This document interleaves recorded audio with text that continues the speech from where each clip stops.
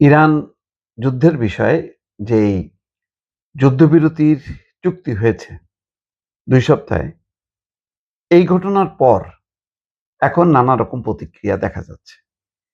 NATO একটু অস্বস্তিকর অবস্থার মধ্যে আছে। তারা বলছে যে যুক্তরাষ্ট্রকে বা ট্রাম্পকে ব্যাপক সহায়তা দেয়া হয়েছে।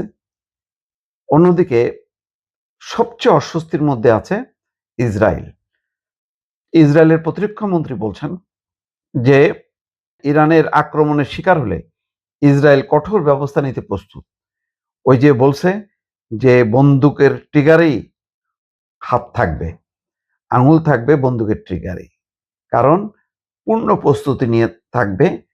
যদি এই যুদ্ধবিরতির যে আলোচনা শনিবার থেকে যেটা ইসলামাবাদে শুরু হবে, সেখান থেকে যদি ট্রাম্প কৌশলে বেরোয় আসার চেষ্টা করে এবং তারা এই সময় ট্রাম্প যেটা বলছে যে ইরানের চতুর্দিকে তাদের সামরিক বাহিনী মোতায়েন থাকবে, মানে প্রস্তুত থাকবে। যদি মানে বের হয়ে আসার চেষ্টা করে, আলোচনা ভেঙে যায়, তাহলে আরো ভয়ঙ্কর হামলা করবে। তো ইরানও তো বসে থাকবে না। ইরান এই লড়াই করতে করতে তারা একটা শক্তি অর্জন করে ফেলছে ইতিমধ্যে।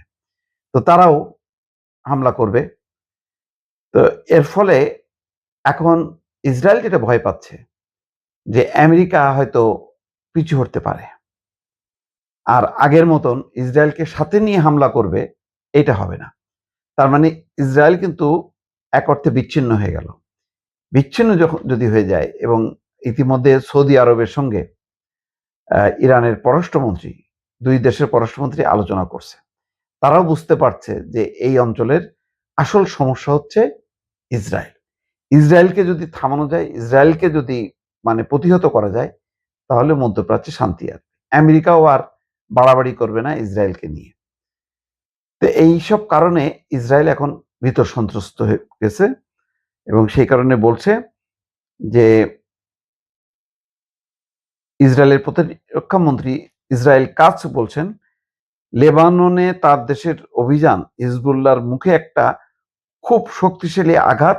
এই অভিযানের গভীরতা এবং ব্যাপকতায় তারা হতবাক এবং বিভ্রান্ত হয়ে গেছে। মানে হামলার মাত্রাটা এমন ছিল যে হিজবুল্লাহ কল্পনা করতে পারেনি এই পরিমাণ হামলা হবে।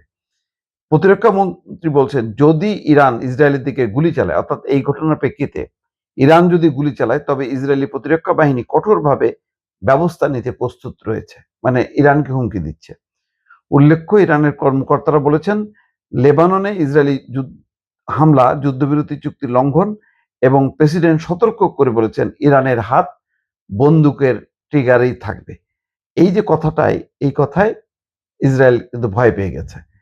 বুধবার লেবাননে ২০০ জনের বেশি নিহত হয়েছে, যাদের তিনি সন্ত্রাসী হিসেবে উল্লেখ করছেন। মানে ইসরায়েলের প্রধানমন্ত্রী যারা মারা গেছে নিরীহ নাগরিক, তাদেরকে বলতেছে সন্ত্রাসী। এখন পর্যন্ত এই অভিযানে মোট নিহতের সংখ্যা ১,৪০০ জন ছাড়াই গেছে। তো সব সন্ত্রাসী। এরা হচ্ছে সবাই হলো নিরীহ লোকজন। তো এখন এই তো গেল মানে একটু থরেকম্প অবস্থা ইসরায়েলের। আর যেহেতু যুক্তরাষ্ট্র মানে হুমকি দিছে যে ন্যাটো থেকে বের হয়ে আসবে যুক্তরাষ্ট্র, কারণ ন্যাটো তার কাজে লাগে নাই। ন্যাটোর মহাসচিব মার্ক রুটে জোর দিয়ে বলছেন, ন্যাটো আসন্ন বিপদ চোখ বুজে এড়িয়ে যাচ্ছে না। তিনি বলেন, জোটভুক্ত দেশগুলো তাদের সশস্ত্র বাহিনীর জন্য প্রয়োজনীয় বাজেট নিশ্চিত করতে দ্রুত পদক্ষেপ নিচ্ছে। ওয়াশিংটনে সাংবাদিকদের সঙ্গে তিনি এই কথা বলছেন। ইরানে যুক্তরাষ্ট্র যে লজিস্টিক্স এবং অন্যান্য সহায়তার প্রয়োজন ছিল, তা দেওয়ার সময় কিছু মিত্র কিছুটা ধীর ছিল। তিনি বলেন, ন্যায্যতার খাতিরে বলতে হবে, তারাও কিছুটা বিস্মিত হয়েছিল। প্রাথমিক হামলায় আকস্মিকতার উপাদান বজায় রাখতে প্রেসিডেন্ট ট্রাম্প আগেভাগে মিত্রদের না জানানোর সিদ্ধান্ত নিয়েছিল। এই যে আগেভাগে না জানায় হামলা করছে, এবং এই হামলাটার ব্যাপারে যেমন ব্রিটেন বলছে যে ইরানের যুদ্ধ আমাদের নয়। অন্যান্য ন্যাটো দেশ, ইউরোপের মিত্র, বিশেষ করে স্পেন তো প্রেসিডেন্ট সার্চেস ঐতিহাসিক ভূমিকা পালন করছে। সে এই যুদ্ধকে অমানবিক, অন্যায্য এবং কোনোভাবেই যৌক্তিক না বলে বিবৃতি দিছে, যার প্রেক্ষিতে ট্রাম্প ক্ষেপে যে বাণিজ্যিক সম্পর্ক ছিন্ন করছে।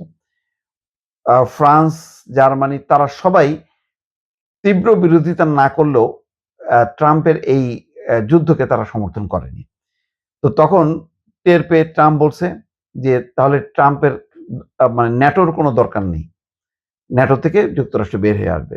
এমন হুমকি-ধামকির মুখে এখন ন্যাটো হচ্ছে এই জোটটার আর্থিক সহায়তা, প্রশাসনিক সহায়তা আ এবং মূল তহবিলটা আসে সম্ভবত ৭০-৮০ ভাগ যুক্তরাষ্ট্র থেকে।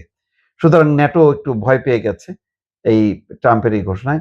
তাই বলতেছে যে আ মানে ন্যাটোর সদস্যরা তারা একটু বিভ্রান্ত হইছে।